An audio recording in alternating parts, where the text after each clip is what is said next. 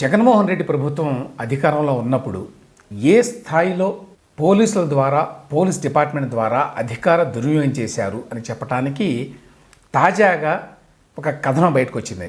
ఈ కథనం రకరకాల రూపాల్లో చాలా మీడియా అవుట్లెట్స్లో వచ్చింది. అయితే ఇది ఈనాడులో కూడా వచ్చిన తర్వాత దీనికి సంబంధించి ఎఫ్ఐఆర్లు మరిన్ని ఆధారాలు దొరికిన తర్వాత మాట్లాడుతున్నాను నేను. ఈనాడులో వచ్చిన కథనం ప్రకారం ముంబై నటిని వేధించిన ఐపీఎస్లు, ఇది దాని హెడ్లైన్. ఏమిటి దీని వెనక కథ ఏమిటంటే, కృష్ణా జిల్లా వైకాపా నేత ఒకరు, ఆయన ఒక ముంబైకి చెందిన స్మాల్ టైమ్ యాక్ట్రెస్, ఆవిడతోటి పరిచయం ఏర్పడిన తర్వాత సన్నిహితంగా మెలిగారు కొంతకాలం పాటు. ఆ తర్వాత ప్రెడిక్టబుల్ ప్యాటర్న్లోనే తర్వాత ఆవిడ పెళ్లి చేసుకోమని అడిగింది. అది ఇష్టం లేక ఇతను సజ్జల రామకృష్ణారెడ్డి గారిని అప్రోచ్ అయ్యాడు.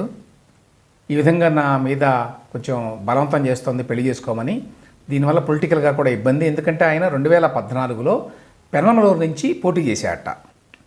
ఆ నేపథ్యంలో సజ్జల రామకృష్ణారెడ్డి హెల్ప్ చేయడం కోసం అని చెప్పి విజయవాడ పోలీసుల్ని రంగంలోకి దించి పై స్థాయిలో ఉన్న వాళ్ళని, కింది స్థాయిలో కాదు, వాళ్ళు ఒక టీంని ఏర్పాటు చేసి ముంబై పంపించి ఆ నటి తల్లిదండ్రుల్ని విజయవాడ తీసుకొచ్చి అక్కడ గవర్నమెంట్ గెస్ట్ హౌస్లో పెట్టి ఆ తర్వాత వాళ్ళని వేధించి వాళ్ళ మీద కేసులు పెట్టి, రకరకాల కేసులు, జైల్లో పెట్టి రిమాండ్లో, ఆ తర్వాత వాళ్ళ చేత రాయించుకొని కాగితాలు బెయిల్ ఇప్పించి మళ్ళీ వెనక పంపించారు. ఇది దీని యొక్క సారాంశం. దీని వివరాలు ఏమిటి అంటే, కృష్ణా జిల్లా పరిషత్ మాజీ చైర్మన్ కుక్కల నాగేశ్వరరావు గారు ఉన్నారట. ఆయన కుమారుడు 2014లో వైసీపీ తరఫున పెనమలూరు అసెంబ్లీ స్థానం నుంచి పోటీ చేశారు. కుక్కల విద్యాసాగర్ ఆయన పేరు. ఆయన కొన్నేళ్ల కిందట హైదరాబాద్లో పెళ్లికి వెళ్ళారు. అక్కడ ముంబైకి చెందినటువంటి ఒక సినీ నటితో పరిచయం ఏర్పడింది.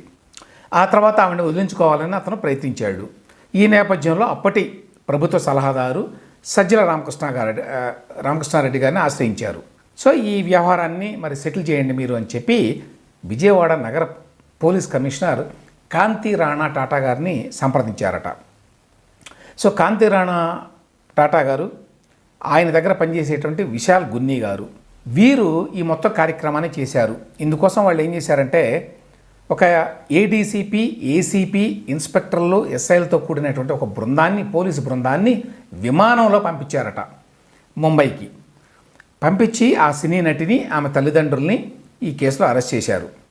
ఏం కేసులు పెట్టారు? నేరపూరిత కుట్ర, మోసం, ఫోర్జరీ, బెదిరింపు, ఇతర సెక్షన్ల కింద కేసును నమోదు చేశారు. ఒకసారి నేను ఎఫ్ఐఆర్ కూడా మీకు చూపిస్తాను. అప్పుడు పెట్టిన FIR AP government first information report Ibrahimpatnam police స్టేషన్లో పెట్టారు 2024లో. 2024 ఫిబ్రవరి డేటు 2/2/2024. సెక్షన్లు కూడా చాలా ఉన్నాయి. 384, 385, 386, 388 ఇట్లా 120B చాలా పెట్టారు. సో ఇందులో వీళ్ళు ఏంట్రా, ఎవరు పెట్టింది, ఎవరి మీద పెట్టారు అంటే, తండ్రి పేరు నరేంద్ర కుమార్ జత్వానీ, తల్లి అనుకుంటాను ఆశా జత్వానీ. ఆ అమ్మాయి పేరు యాక్చువల్గా నటి పేరు కాదంబరి నరేంద్ర కుమార్ జత్వానీ, అంటే కాదంబరి జత్వానీ అనుకోండి ఆమె పేరు. తండ్రి పేరు నరేంద్ర కుమార్, తల్లి ఆశ. సో వీళ్ళందరినీ కూడా పట్టుకొచ్చారన్నమాట అక్కడి నుంచి. అంటే కేసు ఎఫ్ఐఆర్లో వాళ్ళ పేర్లు పెట్టారు కాబట్టి పట్టుకొచ్చారు. వీళ్ళు ఏం రాశారు ఇందులో, కాంటెంట్స్ ఆఫ్ ద కంప్లైంట్ ఏమిటి, ఇది అక్కడ prior to 2/2/2024 at Kondapalli Khilla Ibrahimpatnam mandal అక్కడ జరిగినట్టుగా పెట్టారు.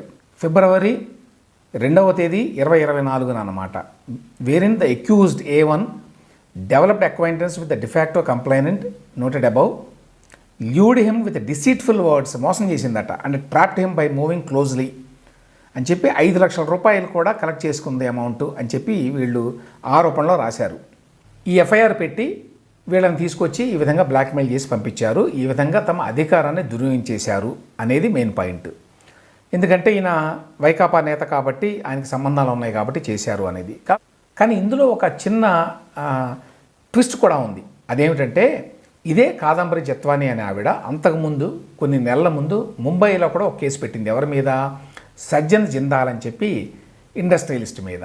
ఈ సజ్జన్ జిందాల్ గారు ఈ మధ్యకాలంలో మన జగన్మోహన్ రెడ్డి గారికి కూడా కొంత బాగా సన్నిహితుడయ్యాడు.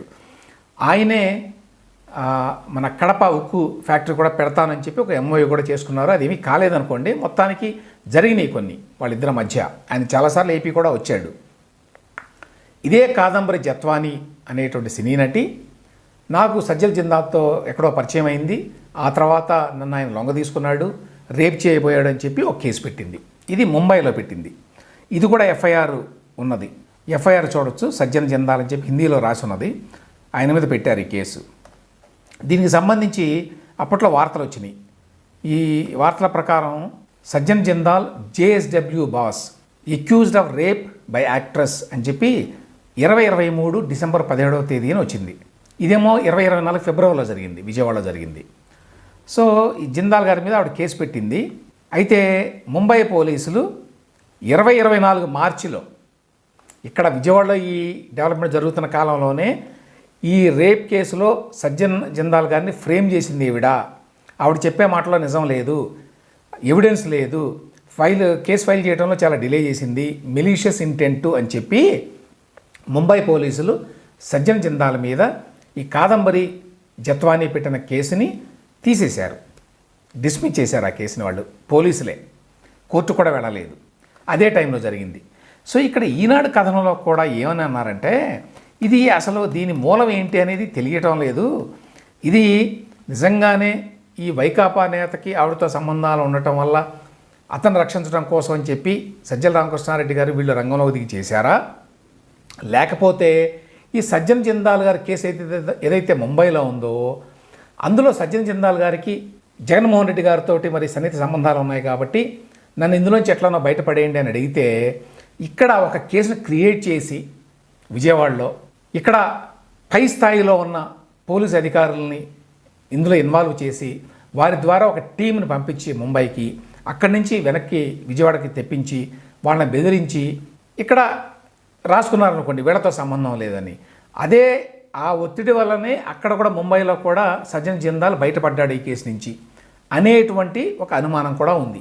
అంటే ఇది ఒరిజినల్గా సజ్జన్ జిందాల్ కేసు, కానీ ఆయన పేరు బయటకు రాకుండా ఉండటం కోసం విజయవాడ కొన్ని పేర్లు పెట్టి ఆవిడని పట్టుకొచ్చి ఈ విధంగా బెదిరించి వాళ్ళ ఫ్యామిలీని పెళ్లి వద్దు ఏం వద్దు అని చెప్పి ఆవిడ చేత రాయించుకొని పంపించారు అని చెప్పి కూడా ఈనాడులో రాశారండి. దేశంలో వీళ్ళ పేరు రాయలేదు, కానీ ఆయన పేరు సజ్జన్ జిందాల్, ఇది పేపర్లో కూడా వచ్చింది, నేను ఇంతకుముందు చదివి వినిపించినట్టు. దేశంలో ప్రఖ్యాత పారిశ్రామికవేత్త కుటుంబీకుడు ఒకరు తనపై అత్యాచారానికి పాల్పడ్డారంటూ ఈ సినీ నటి కొన్నాళ్ల కిందట ముంబైలో కేసు పెట్టినట్టు సమాచారం. ఈ విషయాన్ని ముంబైలో సెటిల్ చేస్తే తన ప్రతిష్టకు భంగం కలిగే అవకాశం ఉందని భావించిన ఆ పారిశ్రామికవేత్త నాటి ఏపీ ప్రభుత్వ పెద్దలతో తనకున్న సన్నిహిత సంబంధాల రీత్యా వారి నుంచి సాయం కోరినట్టు మరో వాదన ప్రచారంలో ఉంది. దీంతో విద్యాసాగర్ వ్యవహారాన్ని ముందు పెట్టి కథ నడిపించారని పోలీసు వర్గాల్లో చర్చ జరుగుతోంది. ఈ మొత్తం వ్యవహారంలో భారీగా సొమ్ములు చేతులు మారినట్లు సమాచారం. ఇందులో మెయిన్ పాయింట్ ఏమిటంటే, ఒకటేమో అసలు విజయవాడకి చెందినటువంటి ఈ వైకాపా నాయకుడికి నిజంగా సంబంధాలు ఉండి ఇది జరిగిందా, లేదు ముంబైలో ఉన్నటువంటి సజ్జన్ జిందాల్కి సంబంధించి ఆయన చాలా పెద్దవాడు కాబట్టి, చాలా పేరున్నవాడు, పెద్ద ఇండస్ట్రియలిస్టు, ఆయన పేరు బయటకు రాకుండా ఆయన రక్షించడం కోసం జగన్మోహన్ రెడ్డి ప్రభుత్వం ఇంతటి పనికి పూనుకుందా, ఒడిగట్టిందా, అంటే ఆ స్థాయిలో మొత్తం పోలీసు వ్యవస్థని దుర్వినియోగం చేశారా? ఎందుకంటే రాష్ట్రంలో ఉండే పోలీసు వ్యవస్థకు చాలా పవర్స్ ఉంటాయండి, దేశంలో ఎవరినైనా ఎక్కడి నుంచి అయినా సరే ఎత్తుకురావచ్చు ఈ విధంగా. ఇందులో ఎవరైతే ఈ నటీమణి ఉందో కాదంబరి జత్వానీ అనే ఆవిడ మంచి చెడు గురించి మనం మాట్లాడలేదు, ఆ మంచి చెడు గురించి మనకు తెలియదు. కానీ ఆంధ్రప్రదేశ్ పోలీసుల పాత్ర గురించి, ఏ విధంగా వాళ్ళు అధికార దుర్వినియోగం చేసి ఈ కేసులో ఇన్వాల్వ్ అయ్యి ఎవరికో సాయం చేయడానికి ఇదంతా చేశారు అనేది ఇంపార్టెంట్. ఇక్కడ సజ్జల రామకృష్ణారెడ్డి గారు ఆయన అంతటా ఆయన ఇంత పని చేస్తాడని చెప్పి మనం అనుకోలేము, అంత ధైర్యం ఉండదు. జగన్మోహన్ రెడ్డి గారు అనుమతి లేకుండా, ఆయన ఆజ్ఞ లేకుండా, ఆయన చెప్పకుండా సజ్జల రామకృష్ణారెడ్డి గారు చేసే అవకాశమే లేదు ఇటువంటి పని. కాబట్టి జగన్మోహన్ రెడ్డి గారి స్థాయిలో, సజ్జన్ జిందాల్ స్థాయిలో మాత్రమే ఇటువంటి కార్యకలాపాలకి, ఇటువంటి అధికార దుర్వినియోగానికి పునుకునేటువంటి అవకాశం ఉంటుంది పోలీసులు. సో ఆ స్థాయిలో పోలీసు వ్యవస్థని దుర్వినియోగం చేశారు ఆంధ్రప్రదేశ్లో జగన్మోహన్ రెడ్డి గారు ఉన్న కాలంలో అనేది ఇక్కడ మెయిన్ పాయింట్.